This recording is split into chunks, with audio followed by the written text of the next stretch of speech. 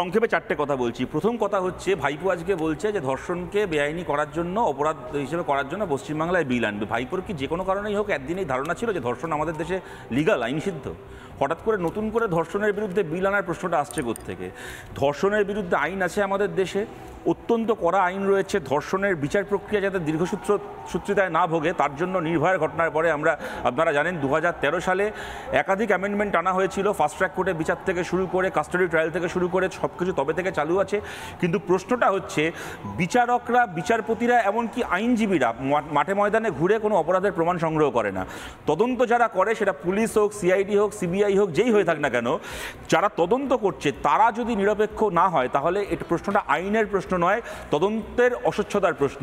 এক্ষেত্রে মৃতদেহকে স্পর্শ করার আগে বিনীত গোয়েল থেকে শুরু করে গোটা সরকার পক্ষ যেরকমভাবে বিভিন্ন থিওরি নামানোর কাজ শুরু করে দিয়েছিল এবং প্রমাণ লোপাট করার চেষ্টা হয়েছে সিবিআইয়ের হাতে ওটা যাওয়ার আগে এবং সিবিআইয়ের হাতে যাওয়ার পরে 14 তারিখ রাত্রিবেলা, তাতে তদন্তকারীদের নিরপেক্ষতা নিয়ে এখানে প্রশ্ন উঠছে। তদন্ত 15 দিনেই শেষ হোক কি 15 বছরে শেষ হোক, অপরাধী শাস্তি পাবে না। যেরকম কামদুনির ক্ষেত্রে পায়নি সেরকম অপরাধী শাস্তি পাবে না যদি তদন্ত প্রক্রিয়া স্বচ্ছ না হয়। এই গেল আমার প্রথম কথা।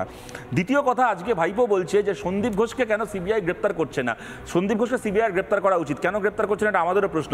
আর ভাইপো, তোমার পিসি যে সন্দীপ ঘোষকে 4 ঘন্টার মধ্যে প্রাইস প্রমোশন পোস্টিং দিয়েছিল, তোমার পিসি ধোয়া তুলসী পাতা? তোমার পিসির কাছে, ওনার পিসির কাছে, যিনি কিনা ঘটনাচক্রে পশ্চিমবাংলার স্বাস্থ্যমন্ত্রীও বটে, তার কাছে ডক্টর আক্তার আলী তার দপ্তরে 3.5 বছর আগে থেকে 4 বছর আগে থেকে সন্দীপ ঘোষের এমনকি মৃতদেহ পাচারের ব্যবসা নিয়ে অভিযোগ করার পরেও আক্তার আলী ট্রান্সফার হয়ে যায় আর সন্দীপ ঘোষকে জামাই আদর করে আর্জি করে বসিয়ে রাখা হয়। ট্রান্সফার হয়ে গেলেও 48 ঘন্টার মধ্যে ফিরিয়ে আনা হয়। যে মমতা ব্যানার্জির দয়ায়, বদান্যতায়, সেই মমতা ব্যানার্জির কি এখন আমাদের ফুলচন্দন দিয়ে পুজো করা উচিত? ওনার গ্রেপ্তার হওয়া উচিত নয়, ওনার প্রশ্নের সামনে পড়া উচিত নয়? ডেড বডি পাচারের ক টাকা কালীঘাটে গেছে কাটমানি হিসেবে আমাদের জানতে হবে না? এটা বলা হচ্ছে সিবিআই কেন বিনীত গোয়েলকে ডাকছে না, সিবিআই কেন বিনীত গোয়েলকে যেটা করছে না? যিনি এই মণিশঙ্কর দার মানুষজন মতো যারা শাসক দলেরকে গার্ড করার, প্রোটেক্ট করার দায় নিয়েছে, তারা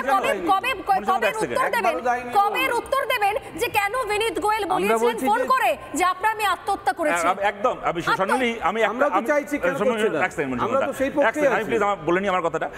যদ্দূর মেয়েটির বাবা মার কথা শুনেছি, তাদের খুব সম্ভবত আরজি করের অ্যাসিস্ট্যান্ট সুপার ফোন করে তাদেরকে বলেছিলেন। কিন্তু যাই হোক, বিনীত গোয়েলের ক্ষেত্রে আমি তোমাদের একটা কথা বলছি এবং আমি এই কথাটা ঘটনার প্রথম দিন থেকে বলে আসছি সর্বত্র। তোমরা জানো, কুণাল সরকারকে এবং আরেকজন ডাক্তারবাবুকে, ওনাদের দুজনকে ডেকে, সুবর্ণ বাবুকে হচ্ছে ডেকে এই বিনীত গোয়েল প্রশ্ন করছে যে আপনারা কি কোথাও ভিকটিমের নাম ডিসক্লোজ করে দিয়েছেন, যা কিনা সত্যি করা যায় না যদি তিনি রেপ বা সুবর্ণ গোস্বামীকে, যে তিনি যদি রেপ বা মোলেস্টেশনের ভিকটিম হয়। অথচ ঘটনা হচ্ছে এই বিনীত গোয়েল, আমার কাছে সেই ভিডিও রয়েছে, এই ঘটনা ঘটার পরে এই বিনীত গোয়েল প্রেস কনফারেন্সে মেয়েটির নাম বলেছে, এই বিনীত গোয়েল নিজে। তার জন্য নবার বলে সন্দীপ ঘোষ। আমি বলছি তার জন্য বিনীত গোয়েলের শাস্তি হবে না, উল্টে বিনীত গোয়েল আবার লোককে ডেকে প্রশ্ন করছে। আমি যে কথাটা বলছিলাম স্বর্ণালী, আমি কাইন্ডলি যদি আমার কথাটা শেষ করে নিই। দেখো, এই ঘটনার পরে আমরা জানি কতগুলো অডিও আমাদের সামনে এসেছিল, সোশ্যাল মিডিয়ার মাধ্যমে ভাইরাল হয়েছিল। পশ্চিমবঙ্গ সরকার ফেসবুক কর্তৃপক্ষকে দিয়ে বারবার করে সেই অডিওগুলো ডিলিট করিয়েছে। তারপরও সেই অডিও ফেসবুকে, হোয়াটসঅ্যাপে ঘুরেছে, যেখানে আমরা শিউরে উঠতে হয় এমন কতগুলো ঘটনা আরজিকর সম্পর্কে জানা গেছিল বা উঠে এসেছিল। এইবার কথাটা হচ্ছে, তখন পুলিশের পক্ষ থেকে, তৃণমূলের পক্ষ থেকে এক কথায় নস্যাৎ করে দেওয়া হলো, বলা হলো এগুলো ফেক অডিও, এগুলোর কোনো বাস্তব ভিত্তি নেই।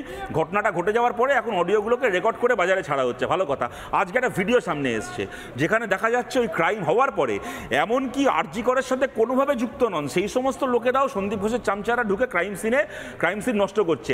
এই যে ভদ্রমহিলা পুলিশ অফিসার ইন্দিরা মুখার্জি, তিনি বলছেন, যেখানে দেখাচ্ছ সেই ভিডিওটা দেখুন, ওই ঘরের মধ্যে কত পরিমাণ মানুষ ঢুকে রয়েছে। আমি তাহলে একটা জিনিস জানতে চাই, যেখানে ইন্দিরা মুখার্জি বলছেন যেখানে বডিটা পড়েছিল গোটা ঘরটাকে ওরা কর্ডন করেনি, 40 ফুট মতো কর্ডন করেছে। যদিও মেয়েটির বাবা মা বলে দিয়েছে এই কথাটাও মিথ্যে, কিন্তু আমি জানতে চাই, যে জায়গায় একটা মৃতদেহ পড়ে থাকবে সেই ঘরটা ক্রাইম সিন নয়, সেই ঘরের মধ্যে 40 ফুট ক্রাইম সিন, বাকিটা মাছের বাজারের সিন।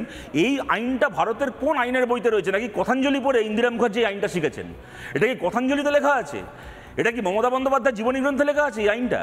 হঠাৎ করে ক্রাইম, যে ঘরের মধ্যে একটা ধর্ষিতার মৃতদেহ পড়ে আছে সেই ঘরে ওদের পছন্দ মতো একটা কুমিরডাঙ্গা জায়গা করে দিয়ে বাকি জায়গায় ওরা মাছের বাজার বসাবে, এটা কোন আইনের বই থেকে ইন্দিরা মুখার্জি শিখে আজকে তিনি পুলিশের একজন আধিকারিক হয়ে বসে আছেন? এবং আমার শেষ প্রশ্ন, দেখো সোনালী, এই প্রশ্ন আমার আদালতের কাছে, মহামান্য আদালতের কাছে, কি হাইকোর্ট কি সুপ্রিম কোর্ট।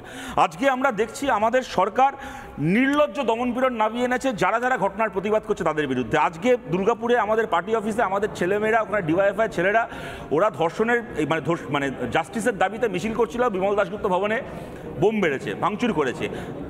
ফেলে মেরেছে আমাদের ছেলেদেরকে। বিজেপি গতকাল নবান্ন অভিযান করেছিল, আজকে ধর্মঘট করেছে। আমি তাদেরকে রাজনৈতিকভাবে সমর্থন করতে পারি না করতে পারি, কিন্তু সেখানে পুলিশ গিয়ে টিয়ার গ্যাস ছুটছে, মারধর করছে, দমনপীড়ন করছে, সবকিছু করেছে। আমি রাজনৈতিক দল ছেড়ে দিলাম, মোহনবাগান ইস্ট বেঙ্গলের সাপোর্টাররা যুব ভারতীর বাইরে জড়ো হয়েছে, তাদেরকে ধরে মারছে। যুব ভারতীতে খেলা বাতিল করে দিল কেন? না উই ওয়ান্ট জাস্টিস লিগের টিফো দেখানো হবে বলে। আজকে মহিলারা বলছেন আমরা রাত দখলের লড়াইতে নামবো, রাস্তায় নামবেন। উদয়ন গুহর মতো লোকেরা এরম কুৎসিত কথা বলছে যে এরপরে বরেরা বাড়িতে বউকে পেটাবে, আমি কাউকে বাঁচাতে যাবো না। কুণাল ঘোষ থেকে দেবাংশু বলছে এরা লাল হয় না।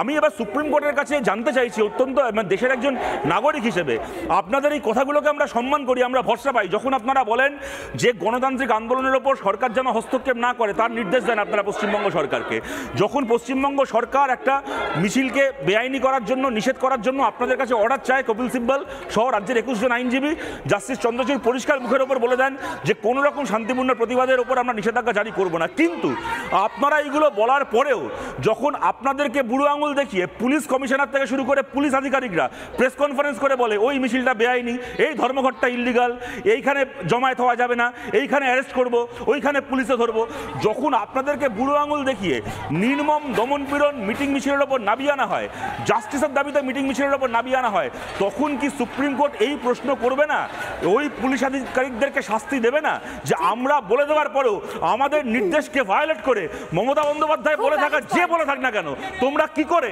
একটা রাজনৈতিক কর্মসূচির ওপর রাষ্ট্রীয় সন্ত্রাস নামিয়ে আনছো? এইটা দেখার দায়িত্ব কি সুপ্রিম কোর্ট পালন করবে কি করবে না, এটা আমি বিনয়ের সঙ্গে সুপ্রিম কোর্টের কাছে জানতে চাইছি। খুব ভ্যালিড পয়েন্ট, খুব ভ্যালিড পয়েন্ট। সেটাও অপরাধ, সেটাও যার জন্য হয়েছে তার শাস্তি হওয়া উচিত, তার শাস্তি হওয়া উচিত। 100 বার জাস্টিস চাইতে পারি না, 100 বার চাইতে পারে, 100 বার চাইতে পারে। তিনি হচ্ছেন পুরুষ। এই পুরোটাকে মিলিয়ে বলছি যে সুপ্রিম কোর্ট বলে দেওয়ার পরও যে আমরা একটা মিছিলে নিষেধাজ্ঞা বসাবো না, সেটাও তো সুপ্রিম কোর্ট বলে দেয়নি। কি করে না, আমি বলছি এটা তো রাজনৈতিক দল, আমরা তো চোখের সামনে দেখেছি যারা চাকরি চেয়ে রাস্তায় দাঁড়িয়েছে, নেমেছে, প্রতিবাদ করেছে, তাদেরকে পুলিশ বেপরোয়া লাঠিচার্জ করেছে, কামড়েছে, চুলের মুঠি ধরে টানতে টানতে নিয়ে গেছে, সেগুলোকে কি বলবেন? না, আজকে যে পুলিশের চোখটা চলে গেল, সে যারা গুলি চালাতো তার আত্মরক্ষার্থে, সেটা কি খুব অন্যায় হতো না? আমি সেলফ ডিফেন্স তার ছিল না। যাদের তাহলে মারা হচ্ছে না, দুটোই আমরা প্রতিবাদ করছি, দুটোই প্রতিবাদ করছি, কিন্তু একটা চোখ তো চলে গেল, সেখানে কিছু বলছেন না। আপনি হাইলাইট করছেন যাদেরকে পেটিয়েছে, যে পুলিশটা চোখটা চলে গেল। একবার তো কথা শুনুন, একটা কথা শুনুন, 100 বার সিম্প্যাথি শুনুন। মণিশঙ্কর দা সোনালি এক সেকেন্ড রয়েছে, আর মানুষটার আর মেয়েটার প্রাণ চলে গেল, ধর্ষণ করে ওইটার সঙ্গে বনটা এবং এই আন্দোলনের সম্পর্ক নেই। বনটার এইটার সঙ্গে কোনো সম্পর্ক নেই। একজন বিরোধী নেতারা বিরোধী রাজনীতি করতেই পারে, কিন্তু এই মেয়েটিকে সামনে রেখে এই কথাগুলো বলে রাজনীতি করে মণিশঙ্কর দা একটা কথা শুনুন, কাইন্ডলি একটা কথা শুনুন, এই কথাগুলো বলে দেখলো অ্যাপ্রনের তলায় লুকিয়ে থাকলো, পুলিশ অ্যাপ্রনের তলায় লুকিয়ে ছিল সেদিনকে। আপনি কাইন্ডলি কথা শুনেন, ওইটার সঙ্গে এই বনটার সম্পর্ক নেই। কত শাসককে ভাগবে, 10 সেকেন্ডের কথা বলছি।